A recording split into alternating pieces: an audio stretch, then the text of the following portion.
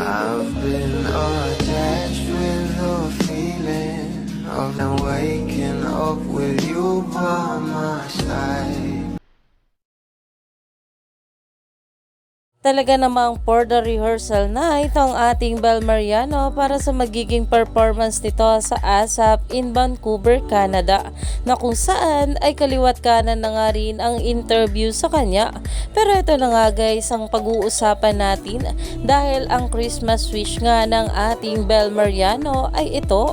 Narito nga guys sa nasabing video, sabay-sabay nating panoorin.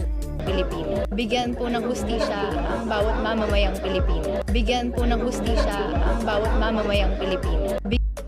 At eto nga guys, ang sabi pa dito sa post, Omni News Filipino, a Filipino language newscast by Omni Television in Canada, interviewed the kapamilya artist and here's Bel's response their question. Ano ang Christmas wish para sa Pilipinas? At iyan nga guys na naging kasagutan ng ating Bel Mariano na talaga namang ikinamangha ng maraming bablis ngayon dahil alam naman natin na ito nga ang ating Donnie at Bel ay sumali nga sa pinaglalaban ngayon ng mga Pilipino. Kaya naman stay tuned lang tayo for more update kila Donnie at Bel sa mga susunod pa na ayuda.